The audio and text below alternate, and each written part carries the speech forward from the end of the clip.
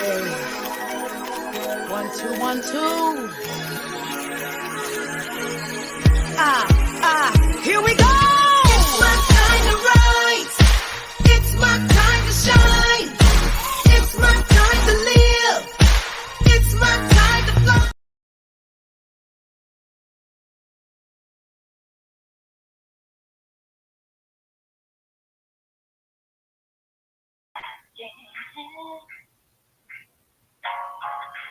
Good morning, good morning, good morning, good morning, y'all. Come on in, come on in, come on in, come on in. Walking with Angela, walking with purpose. We got down from below, and we here to show the world the talent that we have. Is here to change your world. We're walking in purpose. Well, good morning, good morning, good morning, good morning, good morning, good morning. I want to thank you guys for tuning in to another episode of Monday Morning Motivation, your half hour of power with the Queen. Of course, I am the Queen, your certified life coach, your purpose pusher, your self-publishing coach, I am a lot to a lot of people, but this morning I want you to know that you can be just that too, y'all. I'm telling you, in this season, we're getting ready to come up on the holidays, and it's a time to be remembering those things, those good things, those positive things that has happened in spite of what you may have went through. Because I know over the last 4 or 5 years, for some people, there has been a lot, especially dealing with the pandemic and dealing with a lot of different changes and having to adapt and adjust. But guess what? That's what we have to do in life. We have to be willing to adapt and adjust. We have to be willing to evolve, go to the next level. So this morning, I'm going to touch on hope and thanks as we approach these holiday seasons with gratitude and faith. So I have a couple of scriptures I'm going to share with you guys. I'm going to give you a couple words of encouragement. And then guess what? I'm going to move on out your way because I'm not going to be before you very long. I tell you, the enemy has been busy. Even on last night, we was preparing to go live to do our monthly group um, our group live where every host that's on the network, the crew podcast, we come on and we just talk about whatever, because we want y'all to see us in our naturalness, to see us in our environment, to see how we interact with each other, and to hear the conversations that we have, and just to see us in our realness, because that's what it's all about, seeing people in their true, authentic self. Oftentimes people ask me, do you have questions? Do you have something that I can? No, I don't. Like, I am a when I say I truly am someone that allow the spirit to use them, that's who I am. You know, we have to learn how to tap into that spiritual being, because we are spiritual beings and we are living a human experience. But we are spiritual beings. And when we learn to tap into that spiritual side of us, that's when God began to move, and God began to open up doors, and God began to align us with our path. Because remember, Jeremiah 29:11, it reminds us that it says, "For I know the plans that I have for you, declares the Lord. Plans to prosper you, not to harm you, plans to plans to give you hope in the future." He said that. His word is not going to return to him void. It's not going to return to him void. This verse reminds us of, regardless of our circumstances, that God holds an unwavering plan for our lives. When we feel lost and uncertain or fear, we can find solace in the hope that God's intentions for us are good. He wants nothing but the best for his children. and you are his child. So he want nothing but the best for you. So no matter what it looked like in the natural, you have to believe that his word is his word and it's not going to return to him void. So just stay the course. Stay the course because he's gonna do what he said he was gonna do. So I just want y'all to operate your activate and operate in your faith this week. Hope fuels our faith.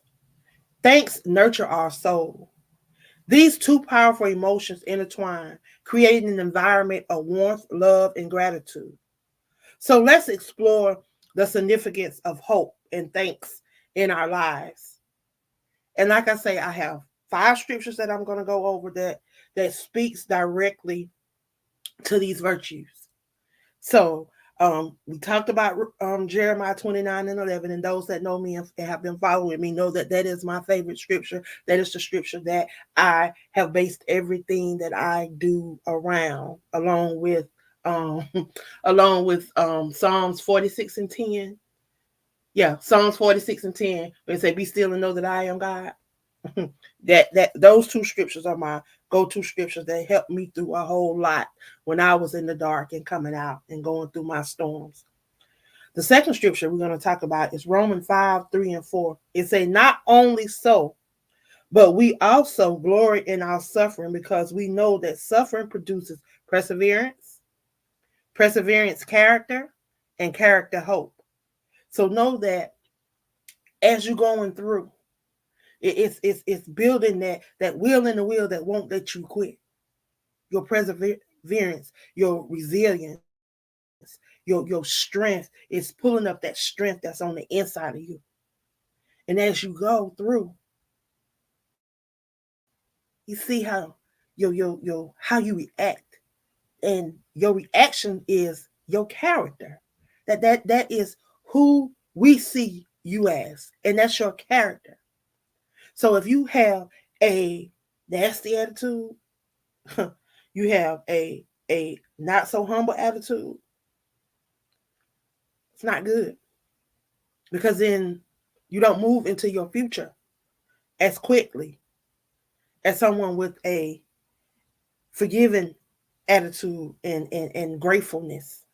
So I just wanted to share that on this morning. It says this scripture also unveils how adversity can lead to profound growth. That those things that you go through in your life, it helps you to grow. When we face challenges and hardship, they build resilience and strength. As we persevere through the difficult times, our characters refine. Hope arises as we witness God's faithfulness through our journey. Now, I want y'all to think about this. A lot of us have been through some things, and a lot of us wanted to throw in the towel. We wanted to give up. We wanted to call it quits. We wanted to surrender. But it was that something down in our soul, something down in us that would not let us quit, would not let us give, would not let us throw in the towel. That something is that perseverance that he placed on the inside of us. And take me back to Genesis 2 and 7, when he breathed that breath of life into us, everything that we needed. It's down in us. And no, we may not know all of those things at once. And sometimes we got to allow those things to be activated in us, because as we grow, he began to take that veil off our eyes, and he began to open our eyes and our ears so that we can receive those things that he has for us. Because not if he was to give us everything at one time, give us that's just like giving us a silver platter. He give us everything at one time. Some of us will know how to handle all these gifts that he's placed upon us. So sometimes we have to go through some stuff so he can humble us, so that when we receive these things, we know how to handle them. We know what to do with them. And we know how to be faithful over them. Because he will take the small things and he will make them mine. The next one is Psalms 9 and 1. It say, "I will give thanks to the Lord with my whole heart. I will recount all of the wonderful deeds," expressing gratitude It's a powerful act of uplifting our spirit and aligns our hearts with God. When we take time to reflect on the blessings and miracles that God has bestowed upon us, our thankfulness overflows. Gratitude reminds us of God's faithfulness, offers us a sense of peace and contentment. Peace and contentment. Again, that's Psalm 99 and 1. Psalms 9 and 1. God's faithfulness. He said he would never leave you nor forsake you. He will be faithful over his word. But be thankful. Have gratitude. No matter what you're going through, be thankful for the small things. He woke you up this morning. He allowed you the use of your limbs. He allowed you to have whatever food that you may have to nourish your body. He allowed you to have water so that you won't thirst. So he allow you these things. So be grateful for the little things and he will bless you mighty. Philippians 4 and 6. Do not be anxious about anything, but in every situation, by prayer and petition, with thanksgiving, present your requests unto God. Prayer, y'all, meditation, spending time with him and allowing him to minister to you. That's how you do that. This verse encourages us to cast away all our worries. Give them to him. Lay them at his foot. Our anxiety by turning to God in prayer. Through prayer, with a heartfelt, with thanksgiving and gratitude, we can surrender our burdens to the one who holds the world in his hand.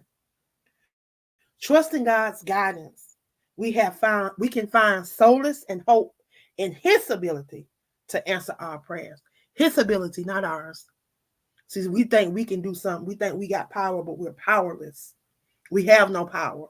The only power we have is the power of him that worketh within us. So if we're not aligned with him, we're not aligned to those things that he has ordered and direct and already laid out for us, then we're not going to be able to operate. The last scripture is Psalm 71 and 14. It said, but as for me, I will always have hope. I will praise you more and more. This scripture speaks on the unwavering hope that resides within us as believers, regardless of our circumstances. We can hold on to hope, knowing that God is with us. When we continuously give him praise, our hope strengthens and sustains us, lifting our spirit and reminding us of his constant presence and love. So as we delve into the holiday season, let us remember the importance of hope and thanks. Let us cultivate a heart of gratitude, expressing appreciation for both the blessings and the challenges in our lives. In doing so, we invite hope to flourish within us, even during times of uncertainty and difficulties. Through the holidays, through the holiday season may look different this year for many of us. Let us find encouragement in knowing that hope and thanksgiving is not limited to the physical gathering of society norms, y'all.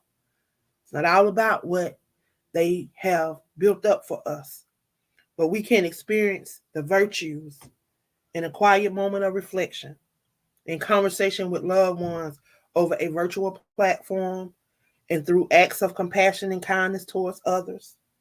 Y'all see this flyer behind me for those that can see me on social media.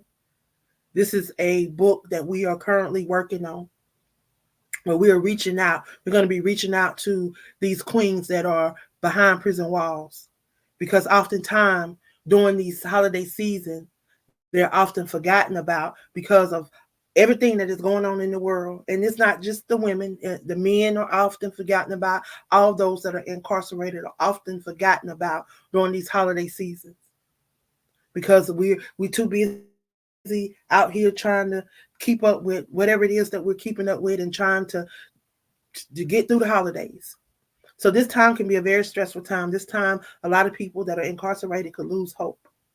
So this book behind me, we are preparing for those women that are incarcerated. I especially want to give them to 8 women that's incarcerated inside of TDCJ, because those are the women that I have personally had conversations with, or e-lettered with, and kind of know their situations and want to be a blessing to them. We are still looking for women that want to share. If you have a word of encouragement, if you are a poet, if you have affirmations, if you have just a letter that you would just like to write from your heart, I want you to be a part of this anthology, because you never know when you may be in a place where you need encouragement, where you may need to be uplifted, where you may need to be inspired, because the enemy is always busy. And that was proven on last night as we was trying to go live. The enemy, the spiritual warfare is so real when you are trying to walk in that God has called you to. So, y'all, if you're out there and you can be a helpmate to these queens, join me. I have 8 amazing queens they've already submitted their entries. And y'all, this is a quick project, because I'm trying to have this in their hands by Christmas. So I have to have everything into me by November the 28th, so that I can work on it and get it out. Y'all, I'm gonna be working overtime to get it out, but it's something that God placed in my spirit to provide hope for that person that may be hopeless during this season. And this book is not just going to be for those that are incarcerated, because when we talk about prison, some of us are in prison in our mind and we free on the outside, but we still have a prison mentality in the mind. And some of us need to be loose from that. So this book is going to do that, just for that person that may feel like they are forgotten. But it's titled "The Forgotten Queens" because I want to reference them, and I want them to know that we have not forgotten them. So in closing, let us remember that hope and Thanksgiving are not confined to a specific season, but should be embraced and celebrated throughout the year. May we continue to nurture these virtues not only during the holidays, but in every season of our lives. As we choose to live with hope and express our gratitude, we can bring light and inspiration to those around us. Let us encourage one another to hold on to hope, offer thanksgiving, find comfort in God's unfailing love. And I leave you with this. May the season of hope and thanksgiving fill your heart with joy and peace. May you find solace in knowing that God's plan for you is good. May the gratitude overflow as you journey and we journey together. May we uplift and inspire one another, sharing love, hope that can fill our souls. From me to you, I want to say happy holidays. Y'all be safe as Thanksgiving approaches, and for those that celebrate Thanksgiving, um, be safe. Enjoy the time that you have with your family. If you have someone that is incarcerated, accept a phone call, send an e-message, let them know that you care, because that would mean a whole lot to some people, especially if you've not heard from them or talked to them in a while. Y'all, love, gratitude, and kindness goes a long way. It speaks when and does a lot when money can do nothing. So, y'all, this morning, I just want to say thank you for tuning in. If there's anything on this broadcast that has blessed you on today, please share it with someone in your circle of influence. And I will see you guys back here on next Monday, same time, same place. Um, and know that I love you. I appreciate you. And there's nothing that you can do about it. So share this with somebody. I'll see you guys next week. And I pray that your day is blessed beyond what you can see in the natural, that it's the best Monday of your life, and that this week will be filled with new opportunities, new blessings, and new light. So y'all have a great day, have a great week, and the Queen loves you.